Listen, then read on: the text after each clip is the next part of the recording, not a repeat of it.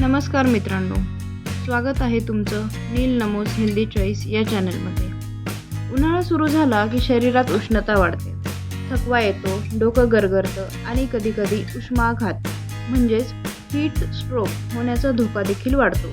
पण तुम्हाला माहिती आहे का, आपल्या पारंपरिक स्वयंपाकघरात यावर एकदम नैसर्गिक आणि प्रभावी उपाय आहे, ते म्हणजे कैरीचं पन्ह। हे पन्ह शरीराला थंड ठेवतं, डिहायड्रेशनपासून वाचवतं आणि लगेच एनर्जी देतं। पन्ह बनवण्यासाठी लागणारे साहित्य: 2 ते 3 कच्च्या कैऱ्या, 1 कप साखर किंवा धागा मिश्री।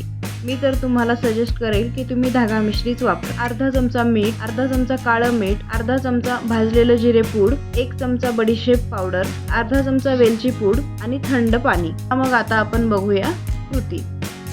सर्वप्रथम कैऱ्या स्वच्छ धुवून घ्या आणि त्याला पाण्यात टाकून उकडून घ्या। तुम्ही कैरी स्टीम करून घेतली तरी चालेल, म्हणजेच वाफवून घेऊ शकता।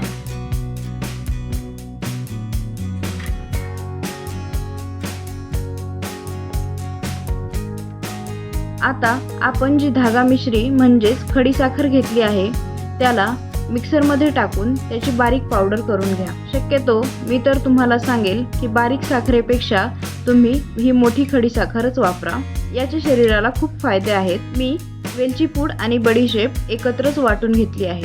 आता नंतर कैरी उकडल्यानंतर त्याला पाण्यातून बाहेर काढून घ्या आणि व्यवस्थित थंड होऊ द्या। थंड झाल्यावर साल काढून गर वेगळा करा। नंतर हा गर मिक्सरमध्ये टाका आणि मिक्स करून घ्या। आणि हो, शेवटपर्यंत व्हिडिओ बघा, कारण शेवटी मी एक खास टिप देणार आहे, जी तुमचं पन्ह एकदम हॉटेल स्टाईल बनवेल।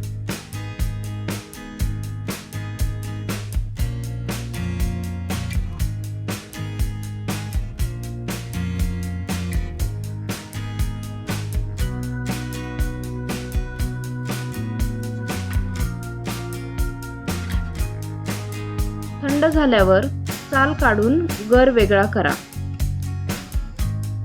नंतर हा गर मिक्सरमध्ये टाका आणि मिक्स करून घ्या।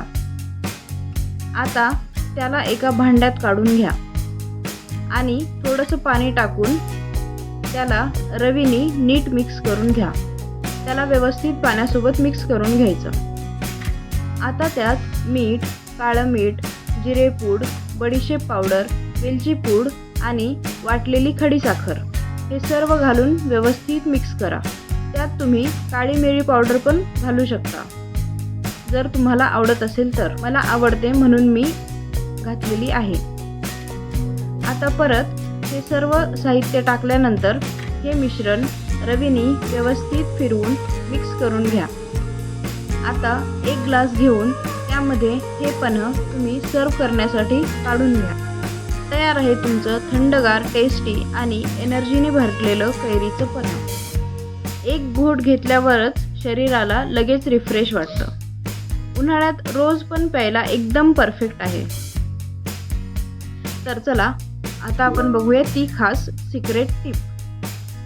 पन्ह्याची चव अजून वाढवायची असेल तर थोडंसं पुदिन्याची पाने किंवा केशर घाला, चव एकदम नेक्स्ट लेवल बनते।